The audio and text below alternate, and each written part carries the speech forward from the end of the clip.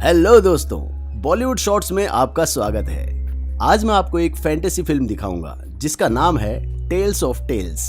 ये राजा राजकुमारी के गाने की परफॉर्मेंस को एंजॉय कर रहा था। तभी अचानक उसे एक कीड़ा उसके हाथ पर दिखाई देता है।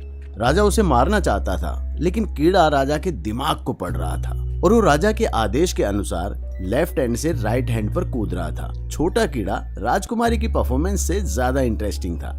परफॉर्मेंस के बाद राजा हॉल छोड़ने के लिए इंतजार नहीं कर पा रहा था, जबकि राजकुमारी ने महसूस किया कि राजा उसे इग्नोर कर रहा है। राजा कीड़े को अपने कमरे में ले गया और अपनी उंगली काट दी और कीड़े को अपना खून पीने दिया। फिर वो एक सोने का डिब्बा लाया जिसमें सॉफ्ट कुशन था और उसमें उसने कीड़े को सोने के लिए छोड़ दिया। उसने एक मैग्नीफाइंग ग्लास उठाया और बड़ी दिलचस्पी से कीड़े को देखने लगा। वो बहुत खुश था और कीड़े पर पूरी तरह से मोहित हो गया था। कुछ दिनों बाद कीड़ा मूंगफली के दाने के साइज जितना बड़ा हो गया। कीड़े को खुश करने के लिए राजा पूरे दिन घर में रहता और उसने कीड़े को खेलने के लिए बहुत सारे खिलौने बनाए। राजा अपनी बेटी से ज्यादा कीड़े की देखभाल करने लगा। राजकुमारी की शादी की उम्र हो गई है और एक दिन राजकुमारी रात के खाने के समय राजा को बताती है कि वो शादी करना चाहती है। राजा राजकुमारी से पूछता है कि उसे किस तरह का हस्बैंड चाहिए, जिसके जवाब में राजकुमारी कहती है कि उसे एक साहसी, मजबूत और सुंदर दिखने वाला पति चाहिए। राजा बिना किसी हिचकिचाहट के हाँ कर देता है,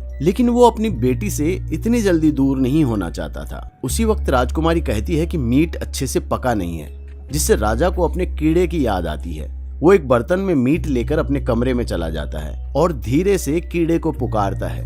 हम देखते हैं कि कुछ ही हफ्तों बाद कीड़ा पहले से 100 गुना बड़ा हो गया है। राजा उसे मीट खिलाता है और धीरे से उसकी पीठ पर हाथ फेरता है, इस उम्मीद में कि कीड़ा ज्यादा स्ट्रॉन्ग बनेगा। लेकिन एक रात राजा इमरजेंसी में डॉक्टर को बुलाता है और पता चलता है कि कीड़ा बीमार है। वो डॉक्टर चौंक जाता है जब कमरे में एंटर करता है, क्योंकि उसने कभी इतना बड़ा कीड़ा नहीं देखा था। कुछ जांच के बाद डॉक्टर राजा को बताता है कि कीड़े को कैंसर है। राजा कीड़े के मरने पर बहुत दुखी होता है और वो डॉक्टर को इस बात को गुप्त रखने का आदेश देता है।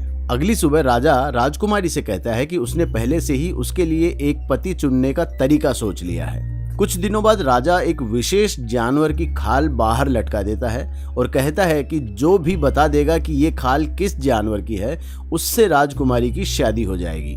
पहला आदमी एक किसान है। वो खाल को थोड़ी देर के लिए रगड़ता है और कहता है कि ये एक सूअर की खाल है। दूसरा आदमी एक व्यापारी है। वो इसे बहुत ध्यान से देखता है और कहता है कि ये एक पेड़ की छाल है। वो सभी गलत जवाब देते हैं, जिससे राजा बहुत खुश होता है, क्योंकि वो नहीं चाहता था कि उसकी बेटी उसे छोड़कर चली जाए। तभी एक अच्छा सा, सुंदर सा दिखने वाला योद्धा आता है जो राजकुमारी को पहली नजर में पसंद आ जाता है। वो राजा से इस तरह के टेस्ट को रोकने के लिए कहती है और पूछती है कि ये किस जानवर की खाल है। राजा राजकुमारी को उत्तर देता है। राजकुमारी अपने पिता का जवाब सुनकर परेशान हो जाती है जब उसे ये पता चलता है कि ये एक कीड़े की खाल है और यही कारण था कि इसका कोई सही जवाब नहीं दे पाया था। योद्धा भी गलत साबित होता है। उसे लगता है कि ये एक विशाल समुद्री गाय है। अचानक एक बदसूरत सा दिखने वाला राक्षस वहां आता है, जिसको गार्ड्स रोक लेते हैं, पर राजा निष्पक्षता दिखाते हुए उसे टेस्ट में भाग लेने की परमिशन दे देता है, क्योंकि राजा को विश्वास है कि ये बेवकूफ सा दिखने वाला राक्षस सही उत्तर नहीं दे पाएगा। राक्षस खाल के पास जाता है, उसे ध्यान से सूंघता है और फिर तुरंत सही उत्तर दे देता है। राजा शॉक्ड है और राजकुमारी इतनी डरी हुई है कि आंसू भरी आंखें लिए हॉल से बाहर भागती है और अपने आप को खत्म करने की धमकी देते हुए वो महल के टॉप पर पहुंच जाती है। लेकिन राजा का कहना है कि एक राजा के रूप में वो अपनी बात से पलट नहीं सकता। अपने पिता की इज्जत रखने के लिए राजकुमारी राजा की बात मान लेती है और रोते हुए महल से बाहर निकलती है, जहाँ वो राक्षस से मिलती है। वो राजकुमारी का हाथ थामकर अपने घर की दिशा में निकल जाता है। कई घंटों तक चलने के बाद नाजुक राजकुमारी थककर जमीन पर गिर जाती है। राक्षस को राजकुमारी की हालत पर दया आ जाती है और वो राजकुमारी को अपनी बाहों में उठाकर पहाड़ चढ़ने लगता है। वो दोनों पहाड़ों की चोटी पर एक गुफा में पहुंचते हैं जो राक्षस का घर है। राजकुमारी वहां जानवरों की हड्डियां देखकर डर जाती है और वहां से भागना चाहती है, लेकिन वो जानती है ये पॉसिबल नहीं है। अब वो बस बैठकर महल की ओर देखती रहती है। राजकुमारी वहां से भागने की उम्मीद छोड़ देती है, लेकिन एक दिन राक्षस शिकार करने के लिए बाहर जाता है। तभी राजकुमारी को एक औरत दिखाई देती है जो पहाड़ के दूसरी तरफ जड़ी बूटियां इकट्ठा कर रही है। राजकुमारी उस औरत से मदद मांगती है। वो औरत उसे बचाने के लिए तैयार तो हो जाती है, लेकिन वो अकेला ऐसा नहीं कर सकती।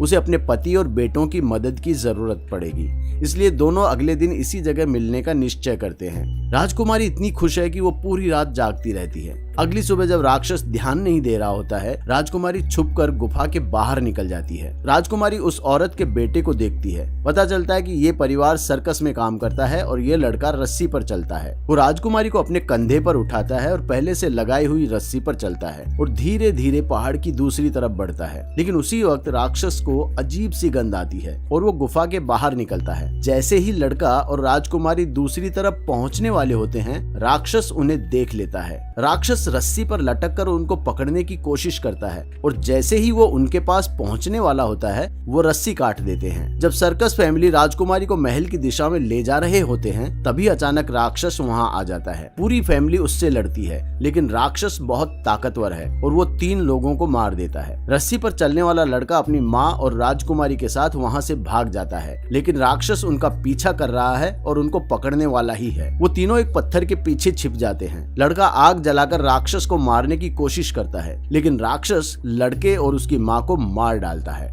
डरी हुई राजकुमारी भागती है, लेकिन एक डेड एंड पर पहुंच जाती है। वहां से उसे आगे भागने का कोई रास्ता नहीं मिलता। राक्षस उसको पकड़ लेता है और उसका गला दबाकर उसे मारने की कोशिश करता है, लेकिन मार नहीं पाता क्योंकि राक्षस को उससे प्यार हो गया था। राजकुमारी भी राक्षस से प्यार का नाटक करती है और मौका पाकर राक्षस को मार देती है। महल में राजा कीड़े और अपनी बेटी से दूर होकर बहुत दुखी और बीमार है। तभी उसको बताया जाता है कि उसकी बेटी वापस आ गई है। राजा राजकुमारी से मिलने जाता है और उसकी ये हालत देखकर बड़ा दुखी होता है। अगले दिन राजा अपना राज्य राजकुमारी को सौंप देता है और पूरा राज्य सेलिब्रेट करने के लिए वहां जमा हो जाता है। मूवी यहीं खत्म हो जाती है। तो आपको कैसी लगी ये फिल्म, कमेंट में हमें जरूर बताइए। और अगर आपको मेरा वीडियो पसंद आया तो प्लीज इसे लाइक और शेयर कीजिए और इस तरह के वीडियोस देखने के लिए इस चैनल को सब्सक्राइब कर लीजिए। देखने के लिए थैंक यू। मिलते हैं नेक्स्ट वीडियो में।